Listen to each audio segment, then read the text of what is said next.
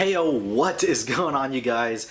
Welcome back to the show. I know, it's been a while and I get it, but you know, the holidays have been all sorts of crazy. You know, I had to spend time with the family, do this, do that, all types of crazy stuff, and well, just lost track of time. That's pretty much all I gotta say. But nonetheless, guys, this will be our last review of 2016. We've had one quite hell of a year, guys, and well, let's see. And I hope you guys do stick with us in 2017 and see what comes up of that year. So, with that being said, let's go ahead and let's see how this movie turned out. Hi, I'm Albert. Hi, I'm Danny. Hi, I'm Jazz. Hi, I'm Toby. Welcome to Gamer State. Assassin's Creed. Oh, sweet bloody.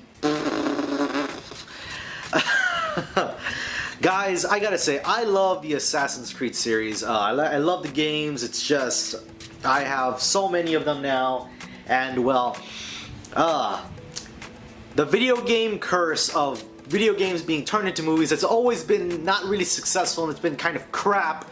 And well, this movie, I gotta say, if all of them are in a section of cheese and kind of crappiness, this movie is probably the best out of all of them. Now, we're talking about some like Tomb Raider. Tomb Raider is nothing but cheese but it's pretty good. Doom has nothing really to do with the game, and it's got some good acting and it's fun. If you just want to lay back and just have fun with it, then yes, it's okay.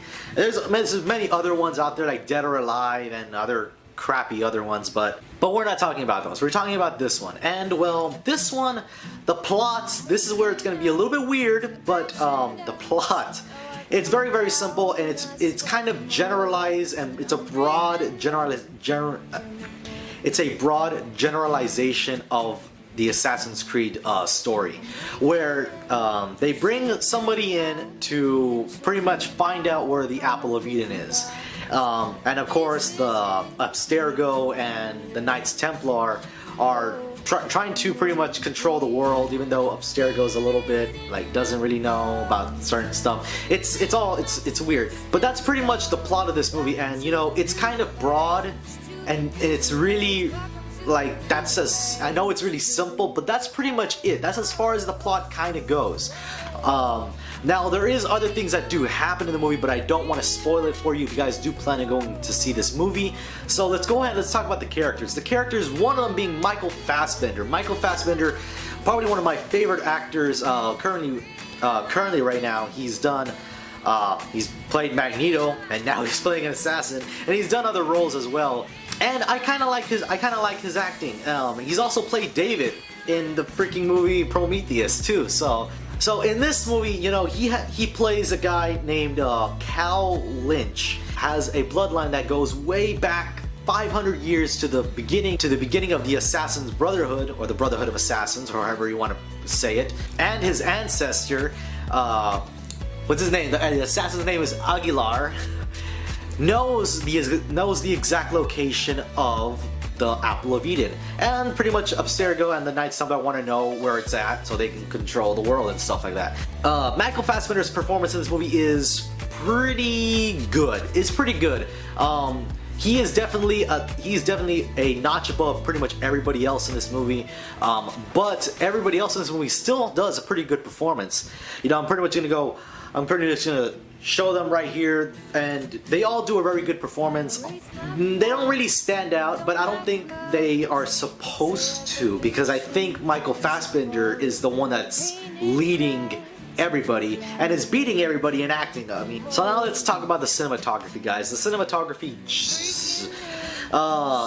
there's very good scenes, and the fight scenes, holy crap. The fight scenes are actually really, really good, guys. They're really, really amazing. The parkour scenes are also really, really good. They're shot really, they're shot so well and so smooth, and the editing doesn't seem really choppy. It just seems like it's very, very well done. And this could have been completely terrible if they did chop it up. But I'm glad they didn't. And most of the cinematography in this movie is really, really good. The CGI, yes, there is CGI used in this film, and you know what? In the beginning, it's kind of it's not the best, and it's just really like it's just not that good. Go off to the side and so actually going to talk about the movie now. So many people say that this movie just plain sucks. I'm gonna be quite honest with you guys. I don't agree with that. I don't think this movie is just complete trash. I think it's good. It is good for the specific genre that it's part of. It's the video game genre, and well, if I was to say, it is the better one out of all of them. You know, so you have good actors, and you know, now if you're just trying to compare this to the game, yes, you're gonna complain about a lot of things. There's a lot of things that it doesn't follow in the game, the characters, and you know, certain other things, and I get it. I understand what you're coming from, but this is a movie. You know, in a video game, you can spend hours and hours and throw level of unimaginable detail into it, and especially with the game series of Assassin's Creed, there is so much detail in it that there is no way you can fit it into one film, especially in a film that's 2 hours long. So I get it. I get where people's frustrations at, and I know they don't follow certain things like the Animus chair. I mean, it's a chair. I mean, that's all it is in the video game. It's just a chair, or like a tube-looking thing that you sit in, and yeah, you go through your memories and stuff like that. If they would have done that in this movie, while Abstergo in this film is extremely bland, nothing's really going on there. It's extremely minimalist looking. I mean, nothing interesting happens in it. I mean, just like small amounts, but like that's it. So yes, the Animus has to look a little bit more flashy than it would have been in the game. And for me, I can appreciate that because it's something like, holy shit, that's the Animus? What the hell is that? But for some people, I understand where your frustration's at, but you have to understand it's a little bit more flashiness than more consistency towards the game itself. Now, I will complain about one thing, and I don't understand what the hell was going on when they were filming, or who the hell was filming, but even I know that if you're shooting in a dark room, or you're shooting in a scene that is supposed to be dark, you should still be able to see the actor's face, or their expressions, or something of the other. And it's not just in dark situations, but like there is so many instances where like there is just smoke flying everywhere, and it's just covering up everything, and it's like, why? I mean, you have good actors, you have good, decent, you know, you have a good supporting cast, and you have Michael Fassbender. Why are you putting him in the dark and you can barely see his face? It's just, yeah. That was my little rant there. It's gone. I think that's all I get to complain about. All right. Nonetheless, yes, guys. It does stray away from the game itself, but it's understandable. They have to do it in order to make this movie. Now, while the movie is a slow burn, it does start off really slow. But I will say, even though Abstergo is really bland, the scenes where they go back in time to like the Spanish Inquisition, it is fan-freaking-tastic. It looks amazing. Obviously, it's really well lit, and they are shooting on location, and it's just amazing. It is just unbelievable. How good it looks. Of course, the parkour scenes are all amazing. All these crazy things. The fights, obviously, like I've already touched on it, are amazing. Now, let's talk about the climax of the movie.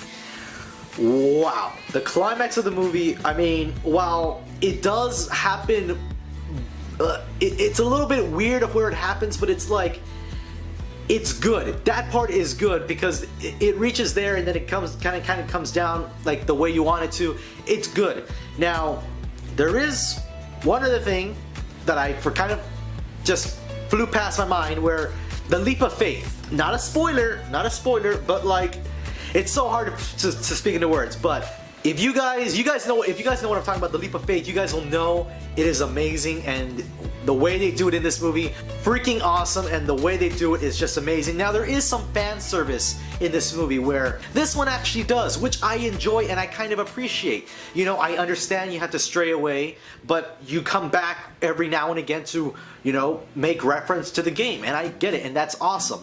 Now the ending of this movie, while it is a little bit anticlimactic, but then again it's not really the climax of the movie. It is the ending of the movie, and I gotta say that it's pretty good. It's okay. It's an okay-ish ending. And while I do believe they are trying to set this up for a sequel, I understand your initial reaction will be no, no, no, no.